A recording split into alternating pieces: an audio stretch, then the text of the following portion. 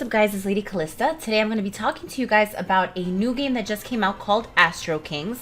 Now this video is sponsored by the developers of the game. The game is available on the Google Play Store. Link is down below, so please go ahead and download it and check it out. Now what is the game about?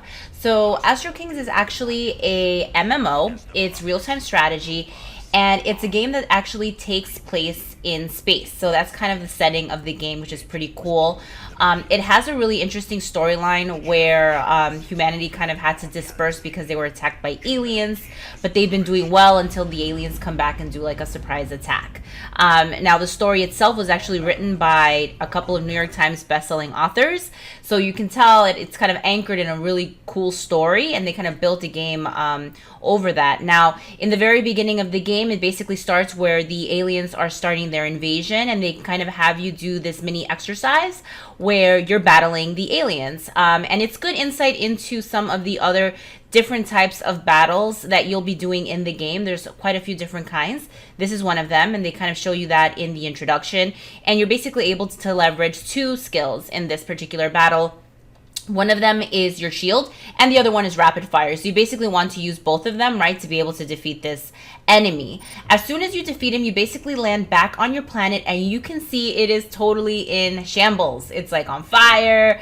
All your buildings are destroyed. So first order of business obviously is going to be construction. Now, the game itself is going to be anchored on a couple of things. The first one is going to be construction. So you can see on the upper left-hand corner, there is kind of one construction slot. You can add an additional slot if you want to. And you always want to make sure you have construction going on. The second thing that you want to be mindful of is your research. So once you kind of build your facility where you can do your research, you want to make sure that you're continuously researching. And then lastly, production. Now, what I'm showing you guys here is the map view, which I thought was super, super cool.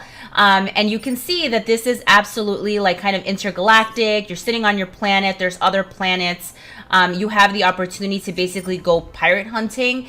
And now it's a really good idea to do this, not only because it's kind of like part of your mission quest, but also because those pirates, when you defeat them, they do give you really good drops that you can then use for your research and for your construction.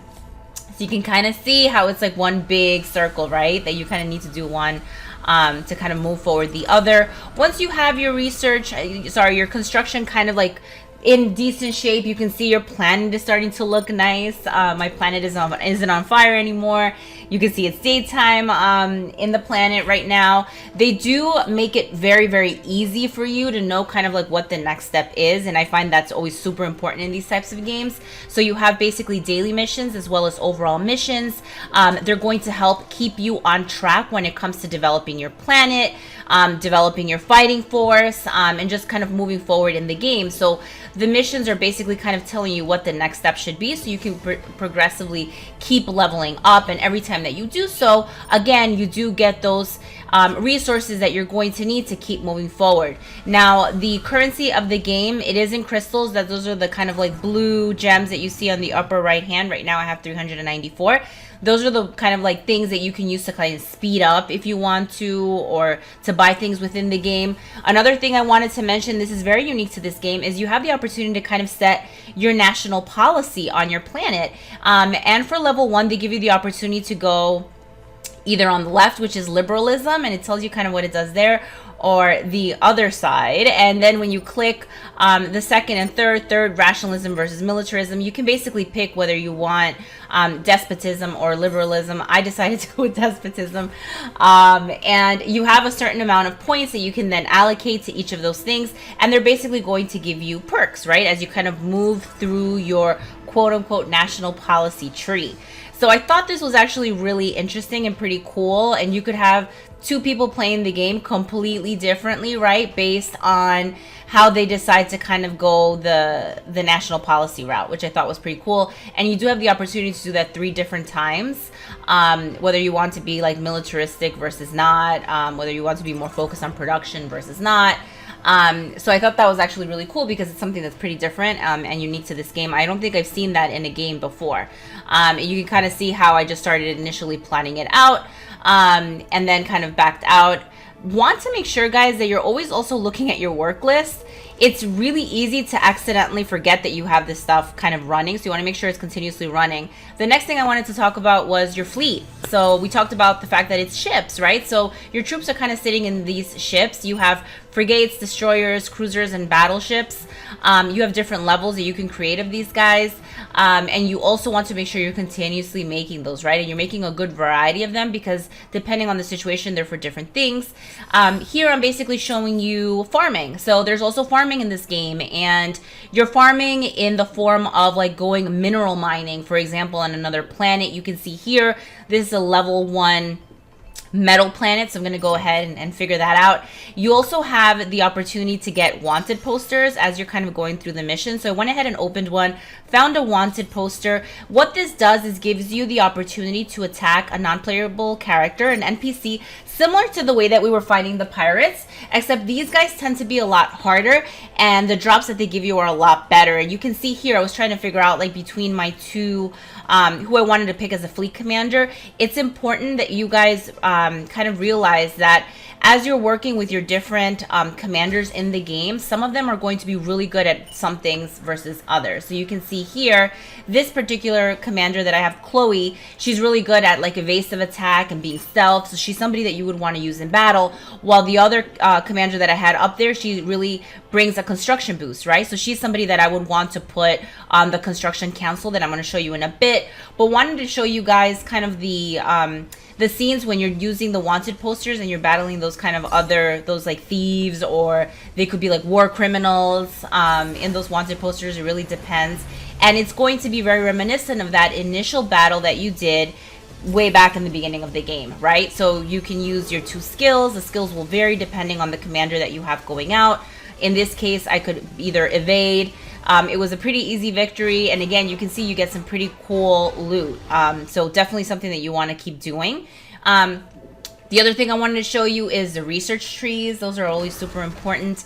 I always try to max out like my planetary development, basically my city. So I'm constructing quickly and I'm researching quickly.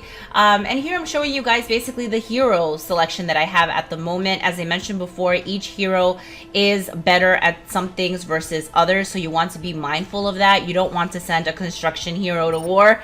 But it's very easy to do if you're in a rush and you're not reading kind of what they're good at. So you want to make sure you keep that in mind, especially as you're sending out troops or your ships to battle. You definitely want to make sure you're kind of sending the right ones. Then lastly, what I wanted to mention is the council. So you do have the opportunity to bound heroes to a council, and it's basically going to increase the overall function. The thing to be mindful of though is if you bound them to a council, you can't use them after that. So if somebody has pretty good war stats and I bound them to one of the councils, the militant council for example, I'm not able to use them in my day-to-day kind of like war or attacks. So that's something to be mindful of. So you want to be smart about which one, and they tell you, and you can see it here, like they definitely warn you, like you are going to bound them to a council and you will not be able to use them. It's not a huge deal as you unlock more and more heroes, but it is something that you want to be mindful of, just so that you don't accidentally bound someone that you really were counting on having kind of go to bat for you or war for you. And there's a variety of different councils, so you want to make sure you're putting the right heroes in the right councils. Really fun game, I would say. Overall, I was having a blast. I really like this kind of whole space theme. It's the first time that I've played, I think, a space themed game in a really long time. So it's really well done. You have the opportunity to join guilds, which in this case they call federations, and you're able to do rallies, attack other players. Absolutely. I've been scouted nonstop as soon as my shield dropped. So you want to make sure you stay shielded or you're online, because obviously, you know, you are going to get attacked. So really great game. If you have any questions, let me know. And again, as I mentioned before, it is available on the Google Play Store, and the link is down below. As usual, thank you so much for watching.